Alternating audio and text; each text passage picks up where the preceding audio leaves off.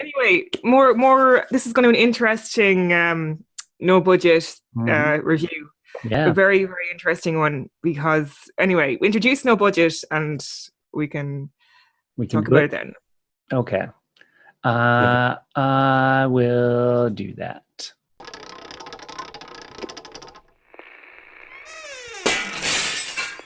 Welcome to the No Budget Indie Filmcast, where we dip into the independent film universe to highlight those little films that you might not have heard about elsewhere. Will you agree with our panel, or will our panel agree with each other? Tune in to find out. My name is Milo Dennison, and with me, as always, are my most excellent co-hosts, Claire Milan Hello. and Cathal Feeney. Hello. Today, we will be discussing what, Cathal Feeney? So today's film is a documentary called The Death of Kevin Carter by a US filmmaker called Dan Krause. The title of this film, The Death of Kevin Carter, straight away, Kevin Carter, probably died in a tragic and premature way and has a story to tell. So he does have a story to tell. So he was a photojournalist from South Africa. He would have started his career in the 1980s in South Africa, and he would have covered a lot of the violence around the apartheid regime.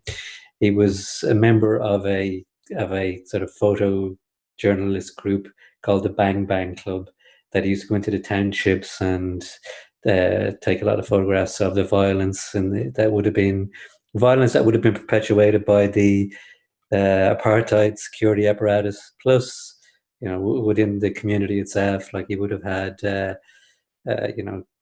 spies and traitors, say, for instance, that would have been punished. And he would have been the first person to photograph what's known as a necklace killing, which is where they put a tire around your neck and set fire to it. But what really catapulted him to international fame was a photograph he took in Sudan in '93, I think it was, and it was during the famine, and there was this very young child, and it was crawling to this feeding station, and it was sort of stopped and hunched over, and in the background you see this vulture, waiting. So it was very, very shocking, very powerful photograph, and he won a Pulitzer Prize for it. But I think that was 1993. But by the middle of '94, he was so haunted by a lot of what he'd seen, a lot of the imagery he carried around, and also a very close friend of his, one of the members of the Bang Bang Club, had been shot and killed accidentally, and he ended up taking his own life. Actually, Kevin Carter. So it's a very gripping kind of watch. And if I have one complaint, it's probably it could have been longer. I think it's probably a lot more material there, a lot more context, but it's well worth a look. Uh, if anybody comes across it. Yeah, I felt the same thing. Like, especially for documentaries, sometimes they can seem a bit long, but I felt like this should have been a longer film. Like there's much more there that they could have told us about that they didn't. That I think if another documentary filmmaker got a hold of this, they could make a much more much lengthier film that has much more content into it. I totally agree. Like I just sat down earlier and I didn't know I knew the photograph. No, it's a very well known photograph. I didn't know about Kevin Carter. And so I just sat down earlier and it was like it's such a disturbing documentary. Like there's some really, really graphic, disturbing footage in it, and of people being killed and dead bodies and famine and starvation. But it was so gripping and shocking to watch.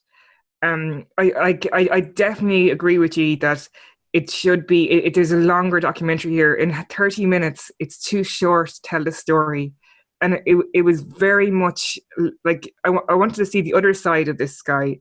Like it kind of focused on his darker side, I suppose, and his depression and drug taking. But I think there was more to this guy. Like there must have been another side to him It was Yeah, I mean, very he dark. had a daughter that they Yeah. introduced within like the last 2 minutes of the film. Yeah. Exactly. Yeah. Mhm. And one thing that shocked me was the daughter said, "I'm glad he's dead because he's out of his pain." And then his friend said something similar, and it just shocked me so much, And then like when he mentioned that the I think his ex girlfriend mentioned that he killed a kitten and Oh, I you know know the cat thing drowned is like, how messed up in the head do you have to be? because the kitten went to went to the toilet in the house, so he put the kitten in a plastic bag and put a stone in the bag and threw it into the swimming pool. Like he was a guy who suffered from he looked like I think he had really bad depression and he was really bad into drugs. Like he took this weird drug, it's like a mixture or something. It was like meth Um and marijuana or something like that. it was something like that. But he witnessed horrific stuff. Like he was funny. I kind of looked him up afterwards, and he went to train as a pharmacist, but he dropped out, but he was forced to go into the army, and then he went to the Air Force, and he ran away for a while, and then he came back, and he wanted to be a DJ. He's kind of a very mixed history, but he started working. I think he started working in a print shop or a newspaper or something, and then he decided to go to try a photojournalism. So he started taking pictures, and that kind of took off. But yeah, it was a really really disturbing documentary, and it was very much on the darker side. This man, like there must have been more to him than this. Carl, had you heard of him prior to this documentary? Like, what brought you to this documentary? Just I was just looking around for something, and this is something I saw. I mean, I'd never heard of Kevin Carter. Yeah, but we'd all had seen that picture, right? Like with the boy and the vulture. Like I remember that. Had you seen that picture before? I'm pretty sure I'd seen the picture. I mean, I didn't straight away go, "Oh, that picture," but I'm sure I must have. Like I suppose it was kind of a long time ago, but it is such. I guess it's an iconic picture, and in today's terminology, you say it went viral.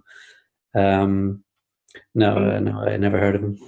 And it's funny because it makes you think about obviously what's happening at the moment with George Floyd and everything. It makes you think about ethics in photography, and this is something that Kevin Carter came across because he went and photographed these horrific murders and this horrific violence. I'm checking that photograph of that young child. He said it was a girl, but actually turned out to be a boy in the end. And the parents, there's a plane had arrived with food, so the parents had run on ahead to get the food from the plane. So the little boy started following just after the parents, and he towards the feeding station, and he didn't have the energy, but he survived for a few years. I think he died then a few years later of fever.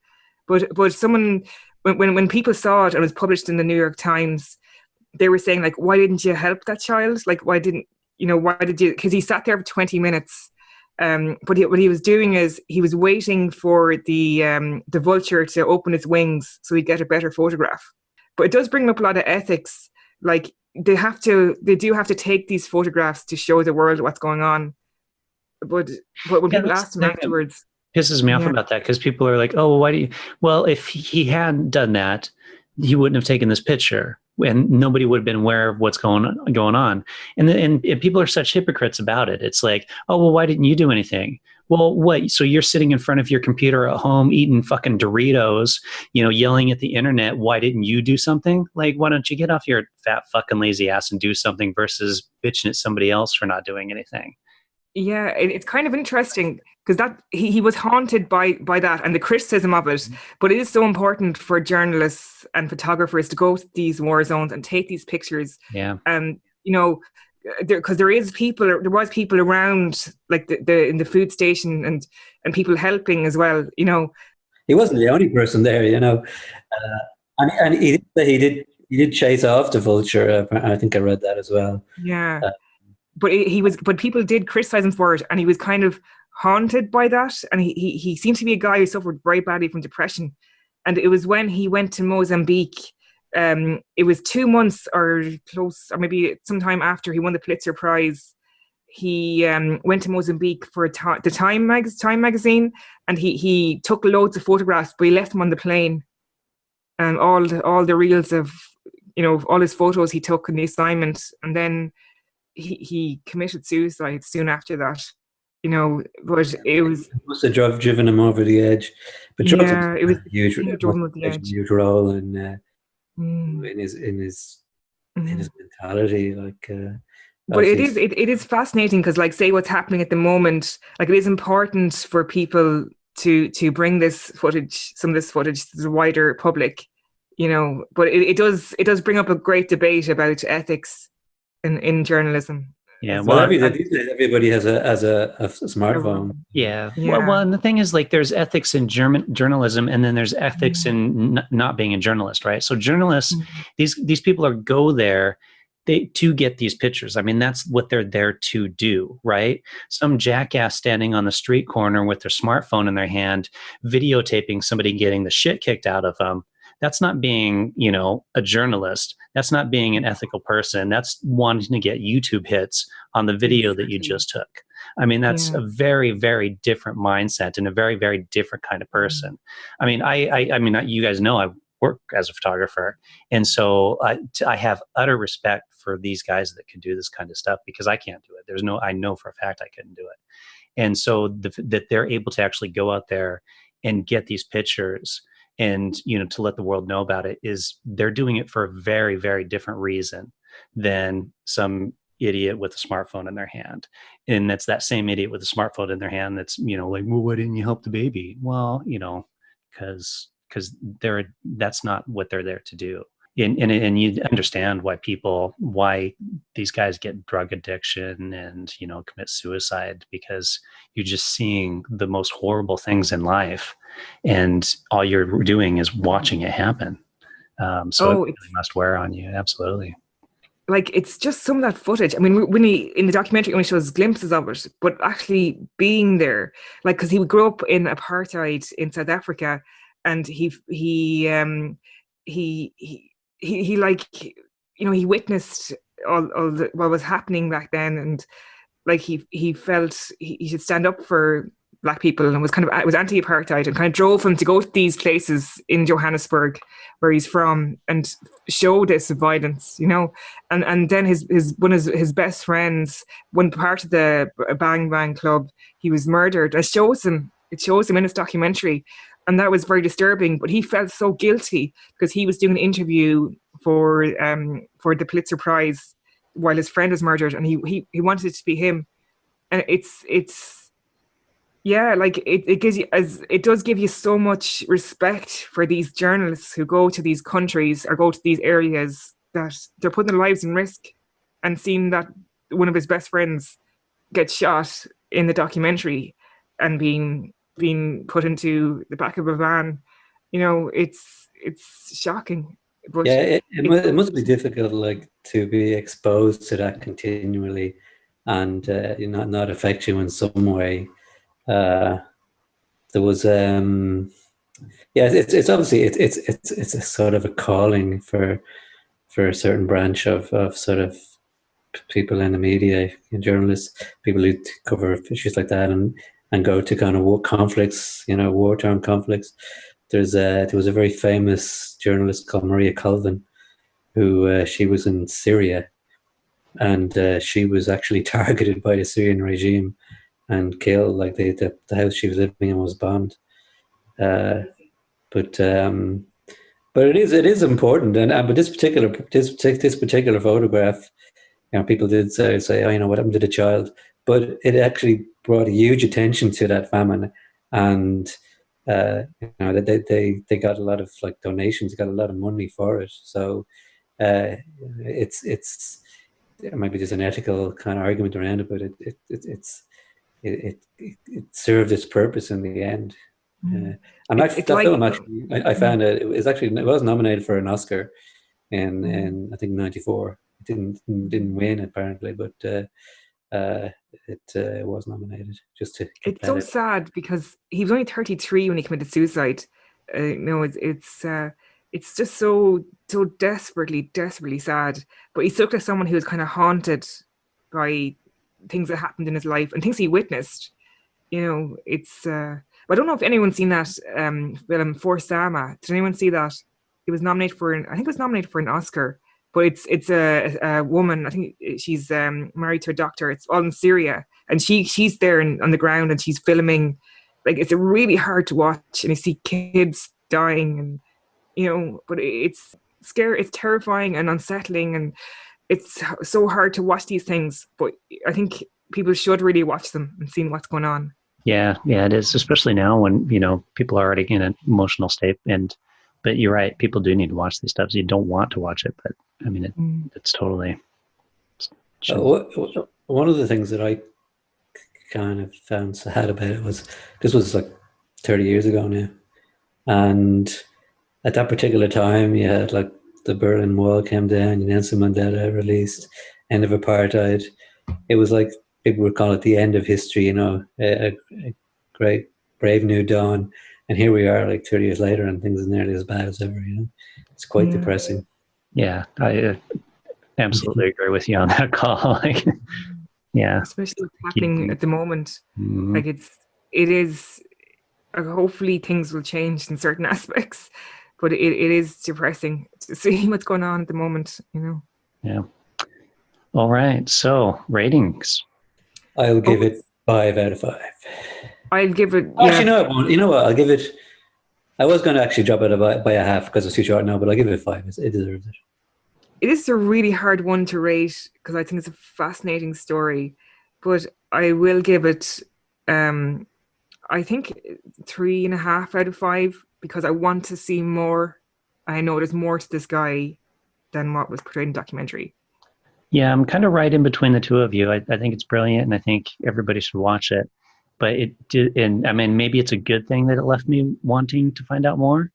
But I think it could have been a much better film if they had added the more that I think that we want. So I'm going to go 4 out of 5.